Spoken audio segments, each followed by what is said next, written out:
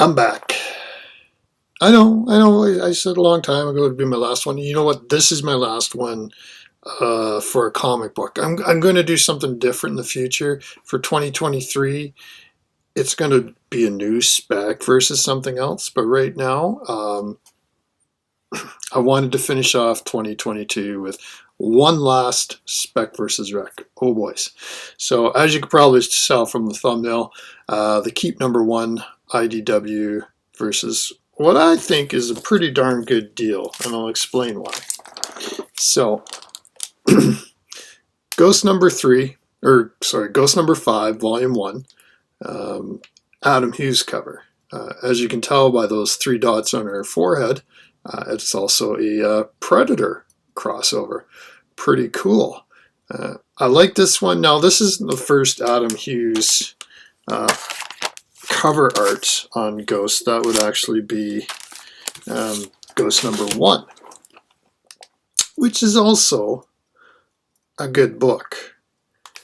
Again, not expensive, but not if you're going to speculate on just Ghost as is. Like if you think they're going to pick up the Ghost property to make a major motion picture out of, and I want to be ahead of that because, you know, it's a cool character, and I think they could do it right if they use the concept from Volume 2 and sort of had like a woman who appears as a ghost and she has to figure out why she died, but for some reason she can use Colt Action 45s. Yeah, it's pretty.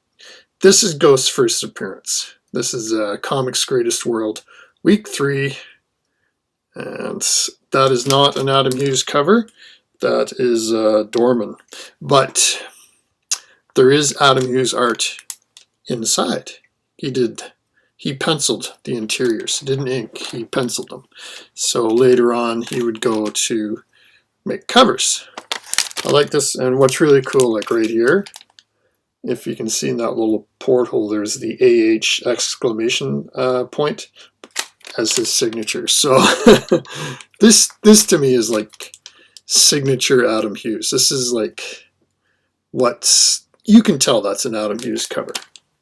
The other one, like this, kind of, but not. He doesn't have that distinctive style yet. So that's why I picked number 5 and not number 1.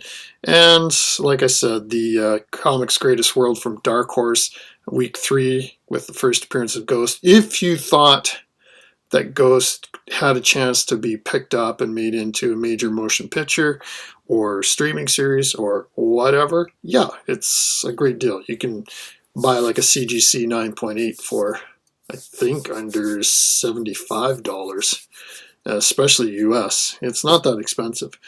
I'm running that up against the Keep from CBSI. They're number 1. And again, like Ben Stein and those guys, they're not speculating per se, like when they do this top 10. They're reporting on the movers. I think they're great. I watch their shows all the time.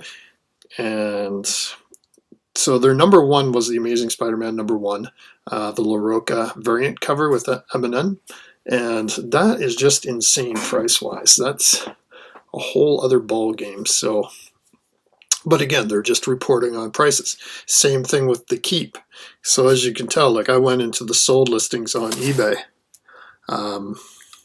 So December 19th, and these are Canadian prices, $9.74, which is what you would expect for, you know, Keep number 1 IDW.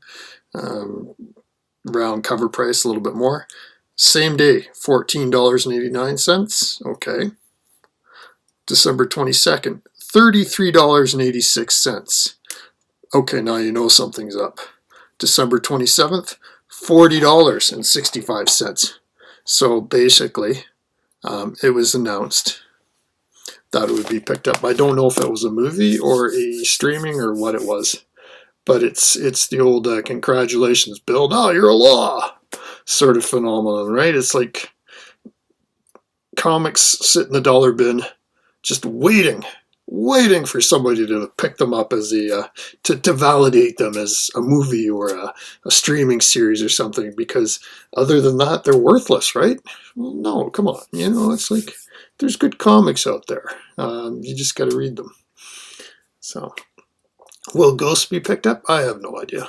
I think it would be cool, but you know, it is what it is. I think it's the same thing like when I was talking about Grundle before Grundle was announced. Like, we always knew Grundle was a good character, and especially the Hunter Rose character was really cool.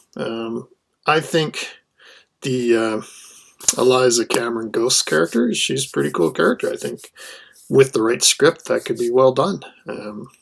Again, it's not it's a Dark Horse property, so there you go. So that's kind of my final comic pick.